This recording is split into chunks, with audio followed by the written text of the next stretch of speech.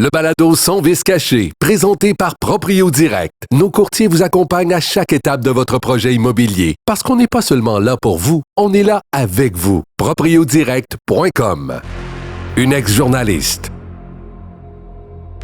Un ex-policier. Et pourtant aujourd'hui, ils forment le duo le plus redoutable de l'immobilier québécois. Mélanie Bergeron, Yannick Parent, Sans vice caché. Le podcast décomplexé où l'immobilier se raconte sans masque, sans détour et surtout sans vice caché. Bienvenue au balado Sans vice caché. Yann, on est toujours content de se retrouver parce qu'il y a encore une fois beaucoup de choses dans l'actualité immobilière. Puis on a un bon sujet dont on vous parle tantôt. Mais tu sais quoi, il y a quelqu'un à qui tu as parlé qui nous a envoyé une question du jour cette semaine. Qu'est-ce que tu en dis si on l'écoute tout de suite puis qu'on s'en reparle après? Oui, on fait ça. Je suis en processus de m'acheter une maison dans le Nord et puis je vois qu'il y en a certaines d'entre elles qui sont identifiées comme étant, comme il y a 3 nomenclatures différentes là, qui seraient intergénération, bigénération, multifonctionnelles. D'après moi, c'est la même définition, mais il y a quand même 3 définitions différentes. Et puis, il y en a même une qui a été nommée comme étant un duplex. Donc, c'est toujours le même principe, c'est toujours une maison avec un appartement en dessous. Certaines d'entre elles n'ont pas d'adresse physique ou une entrée extérieure, c'est plus par la maison, puis les autres ont une entrée extérieure ou indépendante. Donc, avant d'acheter ce type de maison-là, j'aimerais savoir quelles sont les choses que je devrais regarder, les points à comprendre et à connaître. Et puis, je m'adresse aux experts pour pouvoir élucider ce mystère. Merci. L'expert. Quand Denis parle d'expert, c'est sûr qu'il ne parle pas de moi. Là. C'est sûr qu'il... Mais c'est-tu mêlant, pareil? Ben oui, tu te prends, ben là, oui. t'es là, t'achètes pas 15 maisons dans ta vie, Ben là, non. t'essayes de t'acheter une maison familiale, puis là, comment on s'y retrouve? Ben, merci en passant pour cette question-là, parce que je suis certain qu'il y a plusieurs personnes qui se la posent. En fait, réglons tout de suite là, la question du bigénération, Mel, ou intergénération. Ça veut dire la même chose. Là. Ça veut dire la même chose. Ça veut dire, on appelle ça un logement accessoire dans une maison, puis on fera la nuance aussi avec le duplex. Là. Donc, c'est un espace qui est vraiment aménagé de manière indépendante et tout ça. Et là, Mel, je veux juste que les gens portent attention parce qu'on est quand même dans un bon contexte en 2025 où les villes, les municipalités ont élargi cette notion-là. C'est beaucoup moins restrictif qu'avant parce qu'il y a plusieurs années de ça, là, même il n'y a pas si longtemps en fait, Mel, tu le sais. Là, Ah oui, on en a tellement parlé, puis on s'est dit, voyons, il faut que les villes assouplissent les règles, ça n'a pas d'allure. Écoute, je me souviens d'un dossier à Montréal, il y a à peu près 3 ans de ça, la municipalité, là, je fais attention à l'arrondissement, mais il y avait eu exigence de reconvertir des logements accessoires en garage, en fait. Aujourd'hui, on a évolué de ce côté-là, puis il y a plus de flexibilité, mais quand même, soyons prudents parce que beaucoup de gens, des fois, on le voit, vont prétendre à la bigénération dans leur propriété, alors que légalement, Denis, ce n'est pas reconnu comme une bigénération. Alors, il y a des normes à respecter. Même dans certaines municipalités, il faut encore avoir un permis pour pouvoir prétendre qu'on a un logement accessoire. Et là, il va être question d'auteur du plafond, de superficie habitable. Justement, on parlait d'entrée indépendante. Y a-t-il une entrée indépendante? C'est-tu par la maison principale qu'on peut accéder? Il y a plein de restrictions. Puis si vous ne faites pas la vérification, avant d'acheter une propriété, justement, vous pouvez avoir de très mauvaises surprises. On l'a vécu dans quelques dossiers. Là. Malheureusement, il y a eu des dossiers où c'était moins grave. Il y a un dossier, entre autres, où la municipalité a carrément exigé, Mélanie, je ne sais pas si tu te souviens, que la cuisinière soit, tout l'aspect cuisine du logement accessoire soit démantelé. Donc, alors, autrement dit, la famille peut habiter en bas, mais il faut qu'ils viennent manger en haut. Ouais, c'est un peu ça l'affaire. Mais aussi, tu achètes en disant j'ai le droit d'utiliser comme un bigénération, mais tu te rends compte finalement qu'au niveau de la ville, puis ça va aussi loin que même si c'est marqué 2 logements à la municipalité, ça, on l'a vécu. Compte de taxes municipales, mesdames, messieurs, c'est indiqué 2 logements. On vérifie ensuite la conformité avec la même municipalité, c'est pas conforme. Il faut vraiment, dans le fond, en tant qu'acheteur, vous faites la démarche auprès de la ville. Donc, si vous achetez une propriété qui est affichée avec un courtier, vous demandez au courtier, as-tu un écrit de la ville? S'il n'y en a pas, comme acheteur, vous avez un devoir de vérification. C'est vraiment important. Vous ne pouvez pas vous lancer comme ça dans un achat aussi important sans avoir la certitude que c'est vraiment, vous allez pouvoir faire votre projet. Puis, on parlait des duplex, justement. Ça, c'est une autre notion. Le duplex va avoir 2 adresses, 2 numéros de porte. Là. C'est vraiment distinct. Il n'y a aucune communication possible entre les 2 unités. Donc, c'est vraiment différent. Puis si vous voulez acheter un duplex en famille, si ce n'est pas une double occupation, bien, vous ne pourrez peut-être pas l'occuper au complet s'il y a des locataires. Alors, tu sais, il faut vraiment faire attention à ce volet-là. Tu as parfaitement raison. Puis pour, encore une fois, la question à Denis, le duplex, la duplex, la grande nuance, Mélanie, c'est qu'on va avoir 2 numéros civiques. On va être complètement indépendant. Quand je dis complètement indépendant, contrairement à une maison bigénération, c'est que dans un duplex, on va avoir 2 compteurs Hydro-Québec, on va avoir 2 réservoirs d'eau chaude, on va être complètement indépendant. Et aussi la grande différence, faites attention, dans le contexte d'un bigénération, vous n'aurez pas le droit de louer le logement accessoire à titre de revenu. C'est pour un membre de la famille ou un proche. Un duplex, là, à ce moment-là, on se retrouve dans un contexte où vous avez le droit de louer à ce moment-là. Puis on a de plus en plus de gens, ça m'amène, Mélanie, de parler de notre invité d'aujourd'hui, de plus en plus de gens qui se disent, écoute, je ne trouve pas exactement ce que je veux avoir sur le marché en termes de bigénération ou de maison. Tiens donc, je vais me faire bâtir. Bien, on reçoit quelqu'un aujourd'hui, lui, qui fait ça dans la vie, qui est expert dans la chose, Alex Champigny, qui vient nous rencontrer en tant qu'entrepreneur. Il est donc bien question des maisons neuves, de tout ce que ça peut impliquer, tout ça. Fait qu'on a quelqu'un aujourd'hui, Mélanie, qui va pouvoir venir un peu éclaircir certains points avec nous. Bien, c'est clair. Puis il y a des règles. Il y a eu des assouplissements pour inciter les gens à acheter des propriétés neuves. Ça ne touche pas tout le monde. L'assouplissement concernant le crédit de TPS. Là, avant, vous aviez un crédit de TPS pour un achat jusqu'à 350 000, 400 000. C'est un petit peu ridicule. Ottawa a ajusté ça, mais quand même, il y a des nuances. Vous avez droit à un crédit de TPS jusqu'à 50 000, tout dépendant du prix de votre maison. Donc, à partir d'1,2 tu sais, je trouve ça effrayant de dire ce chiffre-là, là, mais aujourd'hui, des bigénérations à 1,2 million, c'est assez courant. Il y en a quelqu'un qui veut quelque chose de grand, neuf, sur plan, là, vraiment à votre goût, côte à côte, ça monte assez rapidement. Donc, à partir d'1,2 million, l'exonération de taxes TPS n'est plus applicable parce que vous avez atteint votre 50 000. Oui, c'est drôle, ça, Mel, parce que, en tout cas, on ne débattra pas de ce point-là aujourd'hui, mais dans le programme, on dit qu'on peut aller jusqu'à 1,5 million, mais jusqu'à concurrence de maximum 50 000, mais je pense qu'à partir du 1,2, le 50 000 est atteint là, en termes de ristourne. Là. Il y a toujours des nuances. Alors, vérifiez bien quand vous faites un achat neuf, mais nous, on va poser toutes les questions dans quelques secondes à Alex Champigny, justement. Qu'est-ce que vous devez vérifier quand vous parlez à un entrepreneur? Comment ça se passe, la construction neuve actuellement? Restez là, on va le rejoindre. L'immobilier, sous des airs de conversation cuisine, sans vice caché. Avant de continuer, Yann, avec notre invité, il faut remercier notre commanditaire Proprio Direct, notre bannière qui nous permet de faire ce balado, vraiment qui n'ont pas hésité à embarquer dans le projet. Puis grâce à eux, bien, chaque semaine, on vous réserve un menu complètement immobilier avec des invités que vous ne verrez pas ailleurs. Hein? Puis je pense que celui qu'on a avec nous ce matin, on est bien chanceux de l'avoir. C'est rare qu'on entend cette version-là quand on parle de construction neuve. Alex Champigny qui est avec nous, qui est surintendant chez Construction F. Brûlé. Merci d'être là. Merci à vous deux pour l'invitation. Merci, Alex. On se pose beaucoup de questions sur la construction neuve, puis il y a des gens qui disent, des fois, qui ont peur d'aller vers une construction neuve. Est-ce que ça va être correct? Comment on fait pour savoir que c'est un bon projet? Alex, tout d'abord, ça fait quoi un surintendant dans la construction quand on s'achète une maison neuve? En fait, moi, pour Construction F. Brûlé, je fais tout ce qui est la coordination des corps de métier, gestion de qualité, les horaires, un peu le chef d'orchestre de tout ce qui se passe en chantier du début à la fin, la préparation.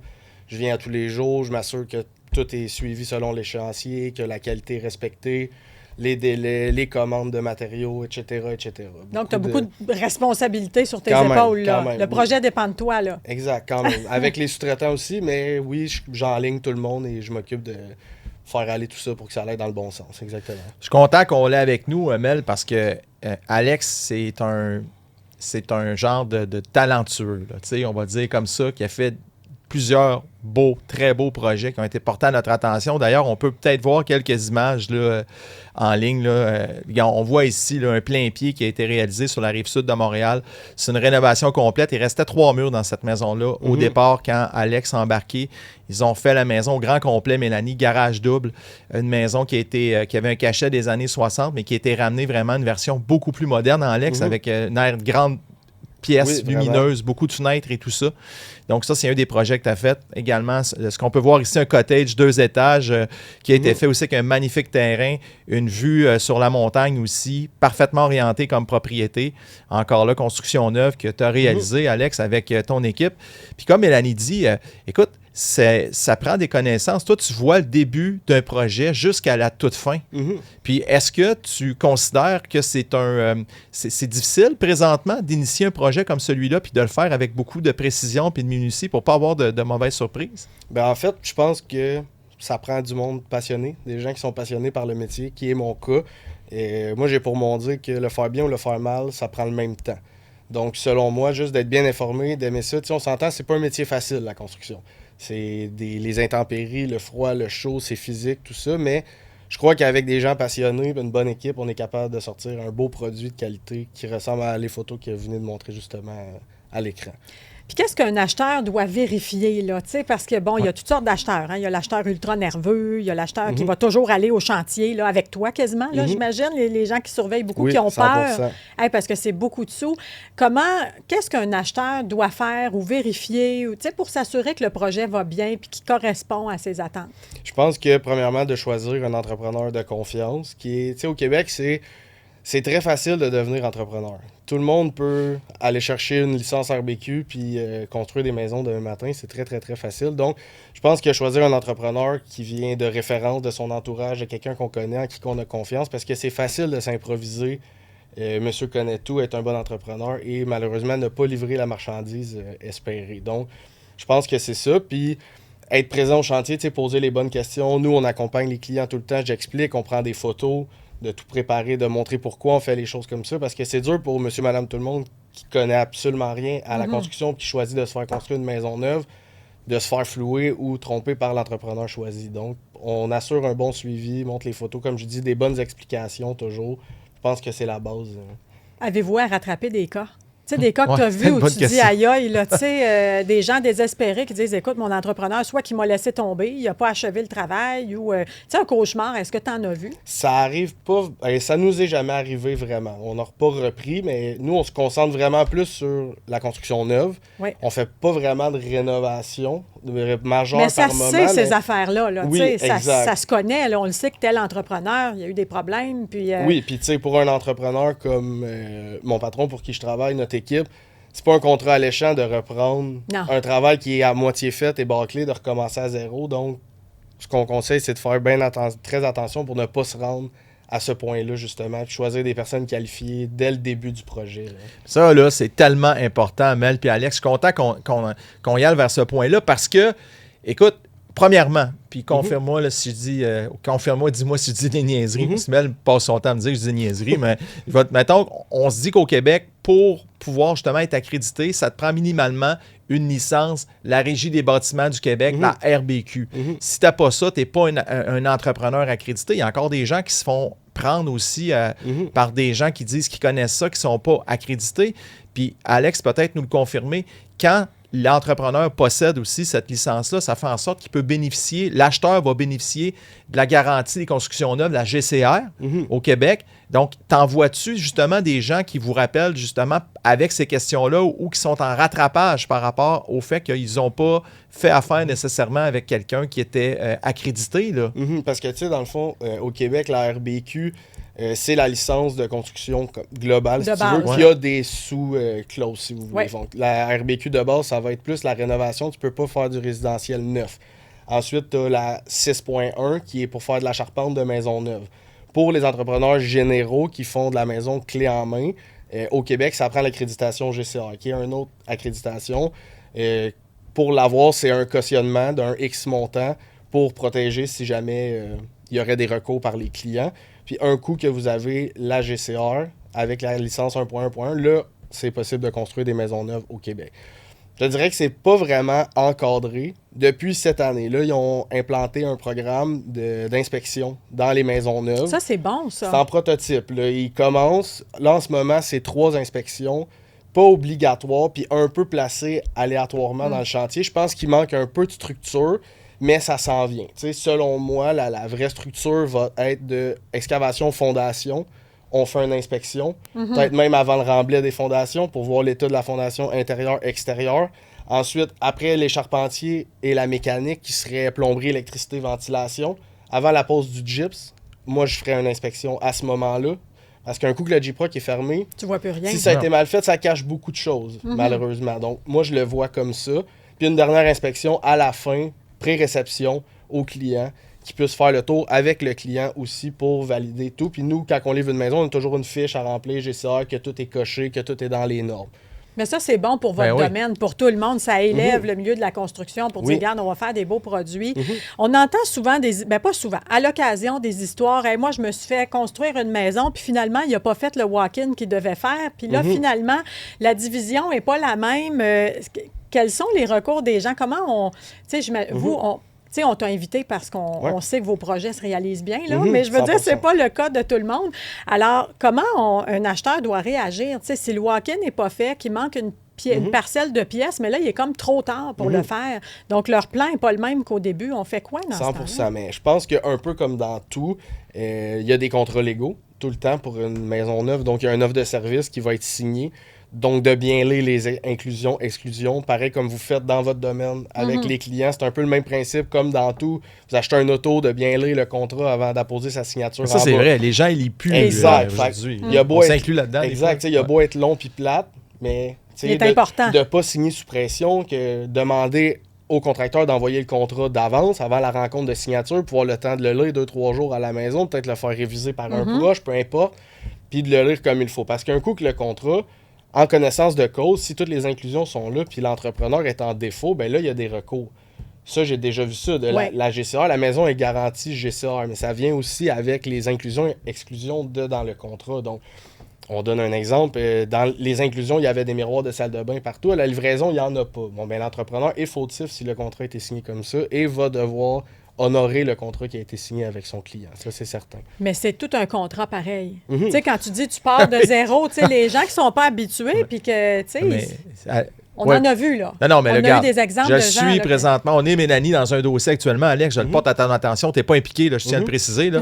Mais on parlait de bigénération un peu plus tôt. Les gens sont en train de se faire bâtir un bigénération. Puis c'est pas la faute à l'entrepreneur nécessairement, ni au client. Mais ce que je constate, au fur et à mesure des étapes, il y a des surprises. Il y a toujours des surprises qui s'ajoutent, puis qui s'ajoutent, puis qui s'ajoutent. Puis là, OK, finalement, c'est pas tout à fait ça. Ça prend ça. Puis là, c'était pas... Parce que, comme Mélanie dit, c'est dur de tout prévoir dans un contrat. Puis là, il y a un peu des explosions de coûts des fois. Puis les gens, il faut qu'ils portent attention à ça. Est-ce que tu le vis, toi, dans tes projets? Je te dirais que ça va dépendre du type de maison. Une maison premier acheteur, 1000 pieds carrés habitable, bungalow, sol non fini. C'est facile. Un peu moins rare. Maison de prestige de 1,5 million de coûts de construction avec des détails à finir, un petit peu plus. Souvent, dans ces styles de maisons-là, on va y aller pour un contrat à cost plus. Donc, le client va voir toutes les factures parce que je ne vous mentirai pas que souvent, toutes les augmentations de prix dans ces maisons-là viennent du client. Puis de Pinterest. Dans le sens que... Des demandes de clients. Finalement, on aimerait ça faire ça comme ça. Donc, maintenant, il y a des Mélanie dans le dossier. Là. Hey, un instant. Là aujourd'hui, là, c'est assez. Non, mais pour vrai... Ou des Yannick, c'est beau, là. Yannick, il ne veut pas en faire de réno. Non, une chance que Mélanie est là, Alex, parce qu'on vivrait dans une vieille maison, nous autres pas rénovés, je peux te le dire. Mais c'est vrai que les gens, une fois que le projet est commencé, changent d'idée aussi. Là, ça peut faire augmenter les coûts. Là. 100%. Puis, tu sais, ça vient avec... Il y a des commandes de matériaux qui sont déjà placées. On change, on cancelle des matériaux. Tu sais, c'est tout ça de...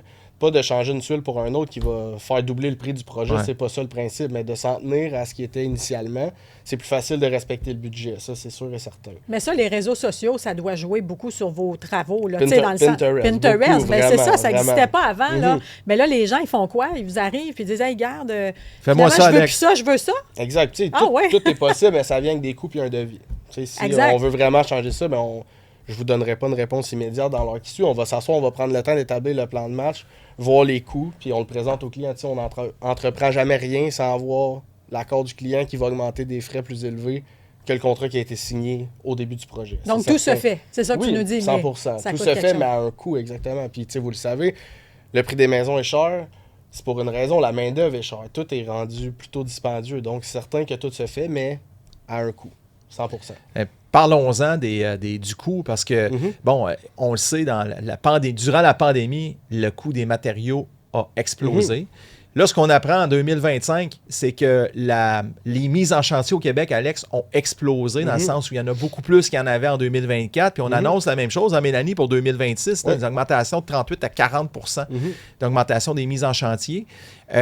Est-ce que tu crois que ça a un impact sur les prix actuellement à la hausse ou à la baisse? Parce que moi, ce que j'entends de mon côté, il y a des entrepreneurs qui disent, écoute, on n'en bâtit plus de cottage comme on a vu tantôt à l'écran parce qu'ils coûtent tellement cher à bâtir que les gens sont comme simplement plus capables de les acheter. C'est une réalité, ça? Ben, c'est vrai je vous dirais que le gros du marché, parce que aussi, on a une branche dans la compagnie de mon patron qui est entrepreneur général. On est aussi spécialiste en charpente. Donc, on a 4 équipes qui fait de la charpente à l'année un peu partout sur la Rive-Sud de Montréal. Fait qu'on fait beaucoup de travaux en sous-traitance pour des entrepreneurs.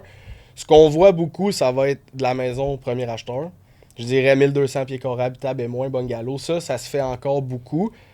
Le milieu de gamme, on le voit un peu moins. Et sinon, c'est de la maison de prestige qui va se faire. Il n'y a plus d'entre les deux. Exact. Puis sinon, c'est vraiment beaucoup duplex. On fait beaucoup de multiplex, 6 en montant. 6 logements en montant. Ouais, vraiment. Ça, on en fait beaucoup. 6, 9, 12, c'est des chiffres qui roulent beaucoup dans notre chiffre d'affaires. C'est tout du locatif? Tout. Ça, c'est un défi, parce que ça se loue cher maintenant. Là. Il y a un défi parce qu'on voit que le taux d'occupation commence à changer de l'autre côté. C'est que les loyers sont tellement chers qu'il y a des propriétaires qui sont coincés avec leur loyer. C'est sûr que du neuf, c'est du neuf, mais il y a des vieux loyers qui coûtent cher. Puis là, les gens, ils ne veulent plus aller vers ça.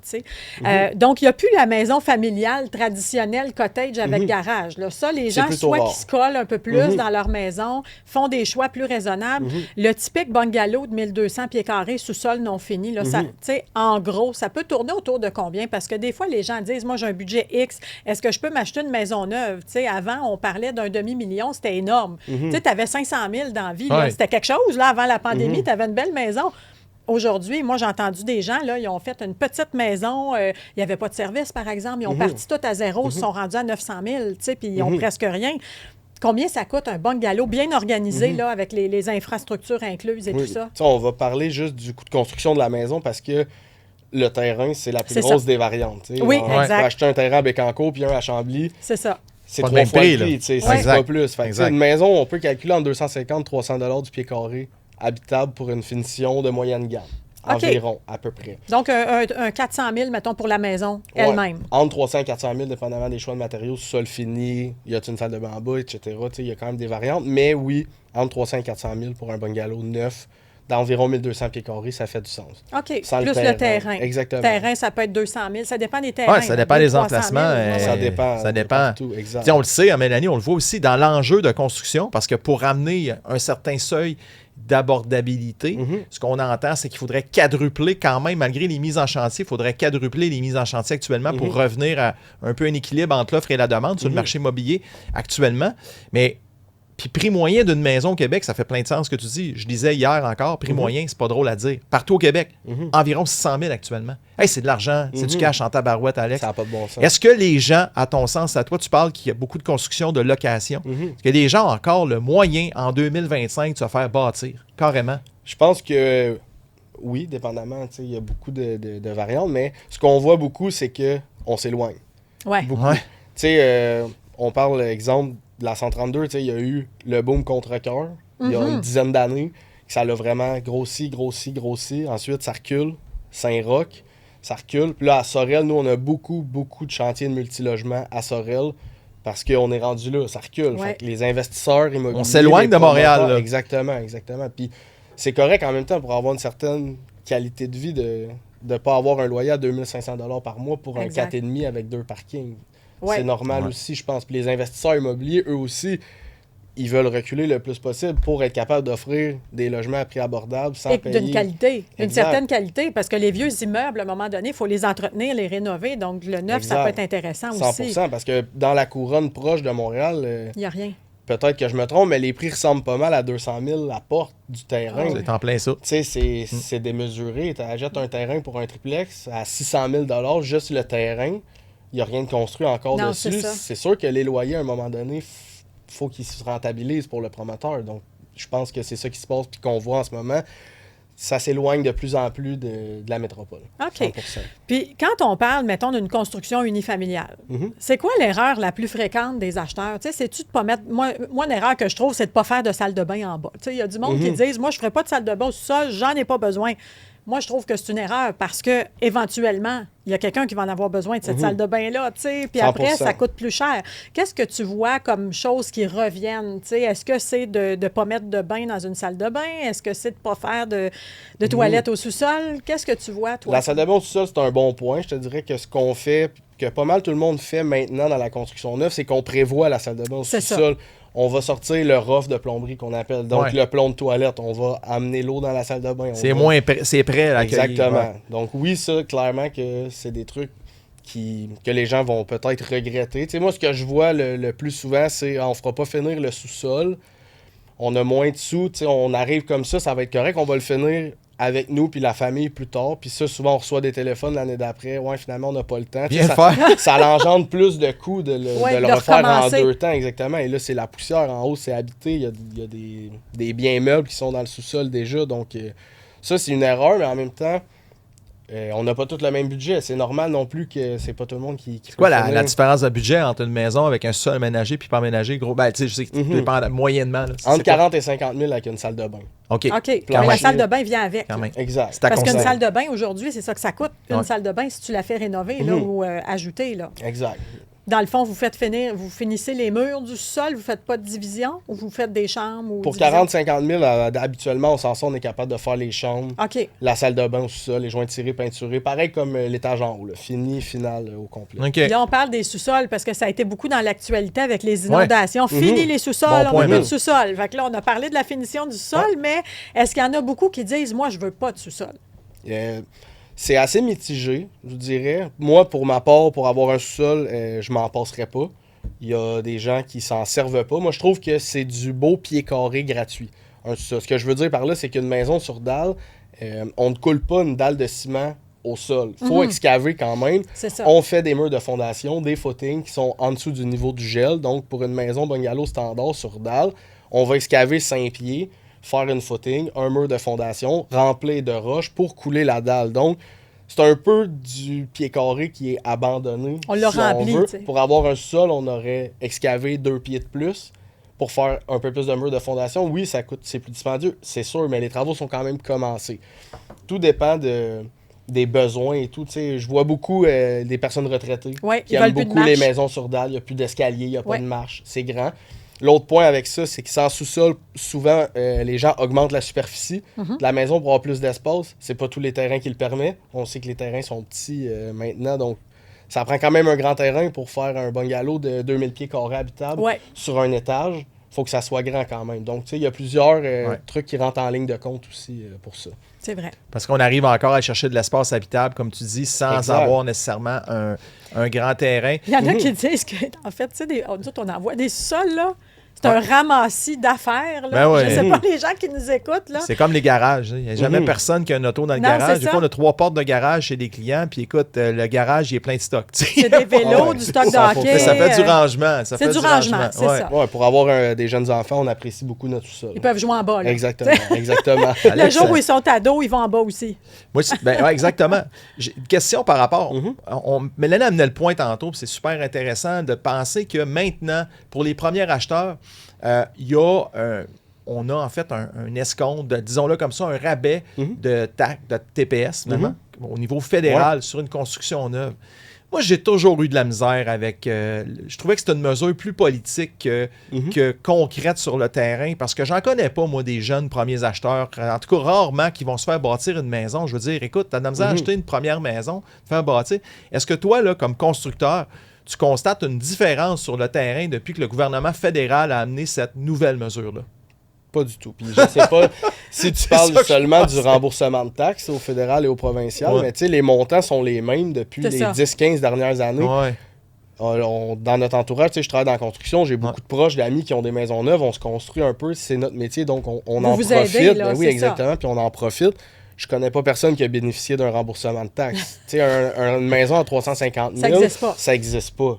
Puis même à 450 000 non plus avec C'est le désuet. fédéral. Donc, l'idée est bonne, je pense. Ouais. Il manque peut-être un peu d'adaptation au temps qu'on est en 2025. Je pense que sinon, ça l'aide pas vraiment personne. On voit plus ça à ces montants-là des maisons neuves.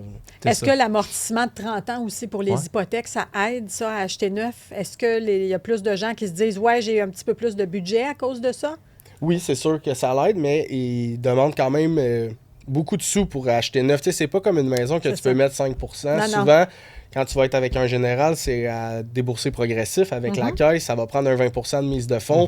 Souvent, dépendamment des institutions financières, banque, caisse, ils vont demander de prouver un 15% de frais de dépassement de coûts. Donc, tu sais, sur une maison à 400 000, ils demandent 20% de mise de fonds, c'est 80 000. Ils demandent d'avoir un 15% de plus en banque pour dépassement.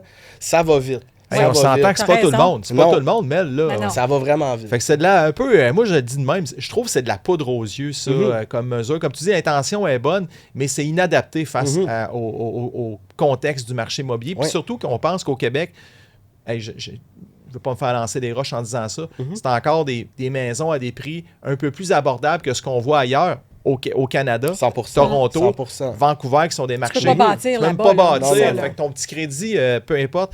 Puis là, c'est du coq à l'âne, mais il faut que je te pose une question. Il y a encore il y a la légende populaire, Mel, des gens qui pensent qu'ils disent, en tout cas. Moi, là, quand je me fais bâtir, je me présente sur le chantier à tous les jours comme client. Je vais porter du café aux gars qui bâtissent. Je vais surveiller ce qui se passe.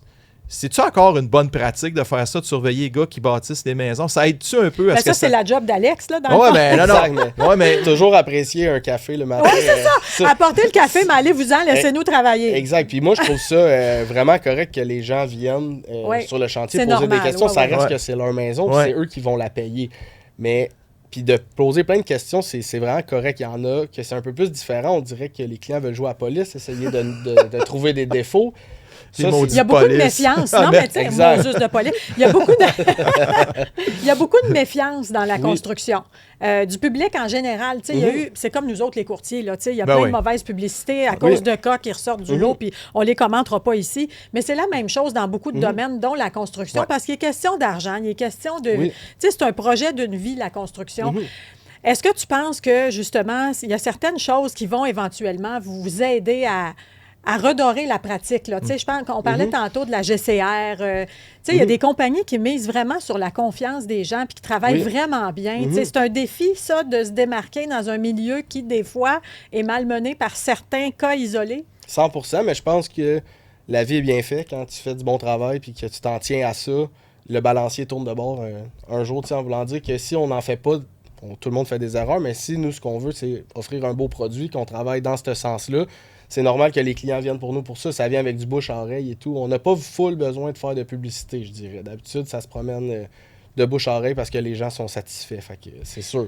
Oui, puis les métiers de la construction, es-tu d'accord avec moi? C'est des métiers d'avenir, tu sais. Ouais. Il y a l'intelligence artificielle ne va pas remplacer le gars de fondation. Exactement, puis, exactement. 100%. Ça, je suis vraiment d'accord avec ça. La main-d'œuvre est difficile. Ça, on se mentira pas. C'est un peu comme ça partout, mais on s'en sort quand même. C'est des beaux métiers, tu sais, qui gagnent bien leur vie, puis qu'on somme toutes là, des belles conditions. Ben, t'as raison, tu sais, l'ordinateur, on dit ça, mais tu sais, il va peut-être avoir des. C'est plate ce que je vais dire, Alex, puis peut-être qu'il va y avoir des robots un jour. On ne sait pas. On ne sait pas, là. Il y a un film que j'ai vu dernièrement, puis c'était une armée de robots qui bâtissait des maisons, là. Tu sais, là. Bon, je pense que M. Musk, il pense à ça quelque part, mais bref, on n'est pas encore rendu là dans ces corps de métiers-là, mais t'en parlais tantôt on parle d'agrémenter, d'augmenter, en fait, la crédibilité de votre métier, qui des fois a eu mauvaise presse. Durant la pandémie, on ne peut pas poser cette question-là. On entendait que tu parlais de la main-d'œuvre. Il y avait des problèmes de main-d'œuvre, des maisons qui étaient neuves, qui n'étaient pas inspectées adéquatement par manque de personnel. Est-ce que tu considères qu'aujourd'hui, en 2025, cette situation-là est rétablie? Est-ce que les gens nécessaires pour s'assurer que les gens qui se font bâtir ont des bonnes maisons finales sont en place pour faire le travail, selon toi? C'est en voie de, comme tu disais avec le prototype de la GCR. Je pense que quand ça va être implanté à 100%, ils engagent des inspecteurs. On voit des demandes partout. Un coup que je crois que ça va bien rouler, que ça va être mis en place, que les inspections vont être à des moments stratégiques de la construction, qu'il va toujours en avoir. Là, ce qui parle, c'est que l'entrepreneur ne pourra pas fermer les murs tant ou si longtemps que l'inspection n'est pas faite. Mais c'est pas le cas actuellement. Non, c'est pas le cas. Mais ça, c'est une bonne chose. Non, mais ça, c'est une bonne chose. Exact. Mais ce qui est intéressant, Mel, dans ce qu'il dit, c'est qu'actuellement, c'est pas ça. Puis on a vu des cas, là, Alex, je te le mentirais pas, on a eu un cas où, exemple, un évent de plomberie qui est quand même une cheminée pour la plomberie sur le dessus d'un toit. la construction était considérée entre guillemets terminée et il manquait un morceau aussi important que ça. C'est encore des choses que vous voyez actuellement dans certains cas? Qu'on entend. Oui, parce que vous les voyez pas, c'est ça. Exactement. Ouais. Tu sais, moi, je fais un peu cette job-là aussi. Moi, je le fais mon propre inspection avant C'est qu'on ça. ferme les murs. Puis il pourrait ne pas avoir d'inspection sur nos constructions. Puis je serais bien à l'aise que tout serait dans les normes quand même parce qu'on y met du cœur. Puis on fait ça. Toutes les maisons sont construites comme si c'était nos maisons personnelles. Puis vous prenez Toujours. le temps de le faire. Hein. C'est 100%. souvent ça qui se dit, bon, on veut bâtir vite, mais en même temps, des fois... Moi, c'est ça. Je pense qu'il y a un juste milieu de bâtir vite en bâtissant de qualité. Tu sais, pour que ça aille vite et que ça aille bien, le plus important se fait dans le bureau avant le premier C'est coup ça, de pelle. exact. C'est la planification. Exactement. Parle-nous-en un peu, c'est ça, des étapes de planification. Exact. Pour les acheteurs, tu sais, c'est important. Là, une fois que tout est prêt en amont, quand tu arrives sur le terrain, ben, tu suis le plan, puis c'est Exactement. terminé. Puis tu sais, souvent, c'est important de le faire. Puis quand on va commencer le chantier, la plupart du temps, on est capable de donner une date de livraison, puis on la respecte assez souvent. Tu sais, ça C'est arrive bon, des erreurs, ça arrive à tout le monde des erreurs, des délais de livraison, de matériaux, peu importe. Mais quand tu prends le temps de bien planifier le projet au bureau, les horaires, vérifier toutes les soumissions, les inclusions, exclusions, je pense qu'après, en gardant un bon suivi, ça va bien, puis ça permet de livrer un produit de qualité. Mais considères-tu qu'en 2025, les gens sont bien protégés par rapport au délai? Parce que ça, c'est une autre affaire qu'on entend souvent. On ne peut pas te poser la question. Des fameux projets qui s'éternisent dans le temps. Tu sais, supposé être en décembre. Les gens veulent prendre possession en décembre. Finalement, la maison est prête en février. C'est-tu quelque chose que tu vois encore? Y a-tu un recours comme consommateur quand ça t'arrive? Pas vraiment. C'est ça, ça, c'est ça que je dis aussi, qui est facile d'avoir une licence. Je pense qu'il manque un peu de surveillance, de rigueur. Exact, de rigueur là-dedans. Tu sais, vous qui avez un ordre professionnel, mettons, tout le monde qui aurait un ordre professionnel, c'est plus, regardez, là, c'est pas plus facile, mais un coup que ça déraille comme ça, les clients sont pris au dépourvu, puis il n'y a pas personne vraiment pour aider dans tout ça. Il y a comme un flottement, il faut qu'il se trouve une autre place où Exact, habiter. parce qu'on en entend beaucoup des histoires d'horreur là-dessus, le temps qui déborde, etc., les coûts. Mais moi, on dit toujours, nous autres, quand les gens vendent pour aller dans du neuf, on essaye toujours de leur garder un délai, tu sais, de prévoir ça, justement, au cas où. T'es mieux d'avoir tes 2 maisons, peut-être, pendant un certain temps que de te retrouver à la rue. Là. Ceux qui peuvent le faire, là, Oui, 100%. c'est une bonne planification. Oui, 100%. Ouais. Bien d'accord. Peut-être finalement, j'ai le goût de te demander, 2025, Alex Champigny, là, c'est sûr que tu as les connaissances pour, mais se bâtir ou rénover d'usager, c'est-tu encore ça? Qu'est-ce qui est mieux aujourd'hui encore de faire ça? La grosse question. Ouais. Dépendamment, en engageant quelqu'un, tu veux dire, sans le faire Mettons, là, de ses mains. Ouais. Tu sais, qu'est-ce qui est encore plus Je plausible? te dirais que ce qui est difficile avec se construire, ça va être l'emplacement. De choisir une maison neuve, souvent les gens vont aller vers la rénovation parce que... Ils veulent l'emplacement. Exactement. Dans les beaux secteurs prisés des terrains, il n'y en a plus. Comme on disait, on s'éloigne de la métropole. Donc, pour ça, je pense qu'il y a beaucoup de gens qui vont aller vers la rénovation. Mais c'est deux poids, 2 mesures, je pense. Ou acheter une vieille maison, par exemple, là, pour ne pas nommer cette ville-là, mais je la nomme pareil, parce qu'il y en a des maisons à Longueuil, des petites maisons sur des beaux terrains que les promoteurs convoitent, là, justement, pour rebâtir de l'unifamilial là-dessus. Ça, c'est les seuls terrains disponibles, en fait, exact, dans une ville mais comme ça. les maisons, qu'on parle de Longueuil pour ne pas le nommer, ils vont se vendre 500-600 000. Ah, c'est Ces ça, maisons-là pour jeter à terre puis construire un triplex dessus. Donc, c'est comme payer un terrain 600 000, de 5 000 pieds carrés. C'est pas tout le monde qui a les moyens de se payer ça non plus. Puis rentabiliser ça non plus, non, exactement. c'est vraiment pas évident. Là. Je sais que tu as dit en terminant, mais j'ai d'autres questions. Ben, vas-y. Tu vois que je décide pas grand-chose. Hein? Mélanie, on est dans le même bateau. Attends-toi avec la finale, là. J'ai pas fini, un instant. Non, mais c'est ça, on parlait des terrains. C'est quoi la moyenne d'un terrain aujourd'hui? Parce que, tu sais, les gens qui rêvent d'un 10 000 pieds carrés, puis ce qui n'est pas tant que ça pour certains, mais c'est beaucoup en banlieue, là, 10 000 pieds carrés. On voit plus ça, c'est du 4 500, 5 000? 5 000, 5 6 000, c'est ce qu'on voit le plus souvent. En haut de Ça, 10 000, c'est c'est des gros terrains. Donc, les gens peuvent-ils encore rêver s'acheter une maison aujourd'hui, selon toi? Oui, 100%, mais en s'éloignant, je pense, dépendamment des métiers de tout le monde. Et tu sais, puis la première maison est toujours la plus difficile. Un coup que tu es dans l'engrenage, t'as une valeur. Il y a de l'équité qui se crée avec les dernières maisons, puis c'est plus facile de... Tu sais, les gens qui ont acheté pré-pandémie ou peu importe, tu sais, on parle de mon frère que vous connaissez très bien. On le salue. Exactement. Salut Jeffrey. Les gens ils ont des condos en ce moment. Il est rentré dans le marché, c'est parfait. Il va avoir une équité pour acheter sa première maison, mais c'est le premier achat immobilier, je pense, le plus difficile qui rouvre la porte pour la suite. Ça, c'est des bons conseils. Tu te parlais tantôt, allez vous faire conseiller. Prenez pas le premier venu. Lisez le contrat. Lisez le contrat. 100%. Allez-y avec des références. Les fameuses autoconstructions. Oui, Permet- on n'a pas parlé de ça. Ouais. Ben, bon, OK, on peut, hein? Philippe, il me L'autoconstruction. fait signe que oui, là. Depuis tantôt qu'il me fait signe de Moi, sortir j'ai d'autres questions. Non, mais il me fait signe, Un instant, là. sortez du studio, qu'on laisse la place à des gens intéressants. On a encore du temps un Mélanie petit peu. veut continuer. Oui, ben non, juste question, tu sais, des gens qui disent, ben moi, je veux m'autoconstruire. Tu sais. As-tu entendu des cauchemars par rapport à ça? Parce que, tu sais, quand tu le vends, tu la vends après l'autoconstruction, il faut le dire que c'est une autoconstruction, tu sais, quand on le sait puis que c'est récent. Comment, toi, tu as entendu parler des différentes autoconstructions, ton expérience d'entrepreneur? Il y a beaucoup de... Tu sais, ça, c'est vraiment aucunement réglementé. Tu sais, pas le droit de faire l'électricité, la plomberie. Mais sinon, le reste, monsieur, madame, tout le monde peut construire sa maison au complet en tant qu'autoconstructeur. Ça, il y a beaucoup de cauchemars par manque d'informations. C'est pas que les gens veulent pas bien faire, mais ça reste des domaines techniques quand même qu'il faut s'informer pour faire comme il faut. Autant qu'une maison autoconstruite par un menuisier d'expérience, quelqu'un comme moi va être une des super bonnes maisons à vendre sur le marché. Mais une autre maison construite par quelqu'un qui le fait pour sauver des sous, puis qui n'a pas les moyens d'engager une personne qualifiée, peut vite virer au cauchemar qui est facilement camouflable. Un coup, le J-Proc fermé. Puis tellement. Puis tu sais, des fois, on entend c'est juste une question de finition, le reste est correct. Mais OK, je veux bien, mais peut-être posez-vous la question comme consommateur. Tu sais, si la finition est un peu boboche, ben tu sais, comme. Imagine les tuyaux. Les tuyaux, la plomberie, malgré que les tuyaux, ils l'ont fait faire. Ouais. Ben, on peut présumer que, mais comme Alex dit, c'est que dans ce domaine-là d'autoconstruction, puis on dit pas aux gens de ne pas en acheter. Des fois, c'est super bien fait. Oui. Tu sais, il y a des gens qui ont travaillé là-dessus, que c'est vraiment bien fait. Là. Mais d'autres fois, tu peux vraiment avoir des surprises, puis tu n'as pas aucune protection légale. Même si tu es un dirigeant de chantier qui engage des sous-contractants, qui dit je suis un chef de et que tu n'as pas l'accréditation pour faire ça, tu es zéro protégé au niveau des garanties d'habitation neuve. Là, Exact. Puis moi, ce que je retiens aujourd'hui aussi, tu es jeune, Alex, c'est le fun de voir aussi que vous aidez entre professionnels de la construction. Oui. Moi, je trouve que être un jeune qui écoute le balado aujourd'hui et qui ne sait pas trop vers quelle branche se diriger comme métier, je trouve qu'il y a un bel avenir dans la construction. Vraiment, moi, je trouve que c'est le plus beau métier du monde, mais ça prend des gens passionnés. C'est pas un métier facile, mais c'est très gratifiant. C'est le fun. Nous, on aime vraiment. J'adore mon métier.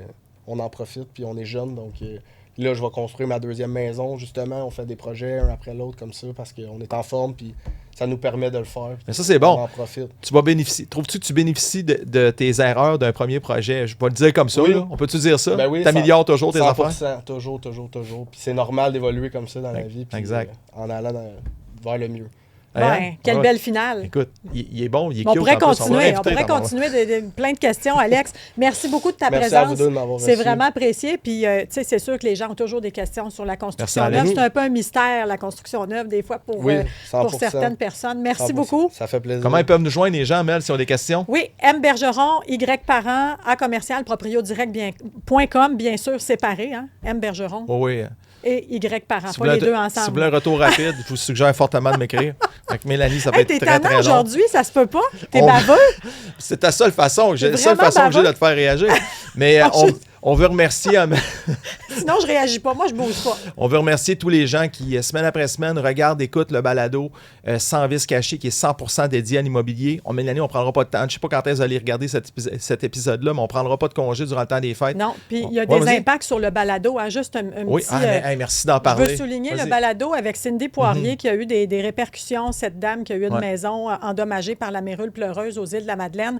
On voit que ce balado-là peut avoir des impacts. Il y a eu un GoFundMe autour d'elle. Il y a eu toutes sortes de gestes de solidarité pour l'aider. Vous irez voir cet épisode-là si vous ne l'avez pas vu encore. Mais si vous avez des suggestions d'histoires comme celle-là qu'on peut aider, nous, on peut aider en tant que professionnel de l'immobilier, essayer de trouver des ressources aussi pour vous accompagner. Donc, je pense que c'était bien de le souligner. Oui, absolument. Puis soyez gentils dans vos commentaires. Les gens qui commentent des fois, je parle pas de nous, moi, Mélanie, mais des fois, on voit des commentaires passer sur YouTube envers des invités. Exemple, pour ne pas la nommer, la mairesse de Longueuil, aucune classe. Il y a des commentaires qui sont complètement inappropriés.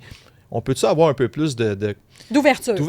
On peut avoir un peu plus de débat sur la place publique avec des invités sans que ça dégénère comme ça? C'est trop facile derrière un écran, on le dit souvent, de faire des commentaires comme ça. Soyez gentils.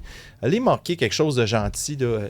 Ça va Mais toujours... sois donc gentil avec moi. Ben oui, je pourrais commencer avec Mélanie comme ça. Merci à toute l'équipe de Cube Studio. Philippe qui est avec nous ce matin, Jeff, Dominique Plamondon, Sans vice caché, un balado qui est disponible sur toutes les plateformes de diffusion en lien avec Cube, l'application Cube, le samedi aussi à 11h30, Mélanie, à la radio numérique et le dimanche à 18h, toutes les semaines. Merci de nous suivre. Salut Alex, salut Mel. Merci.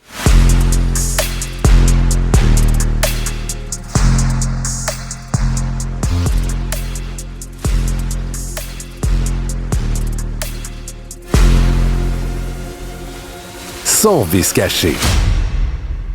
Le balado Sans vice caché, présenté par Proprio Direct. Nos courtiers vous accompagnent à chaque étape de votre projet immobilier. Parce qu'on n'est pas seulement là pour vous, on est là avec vous. Propriodirect.com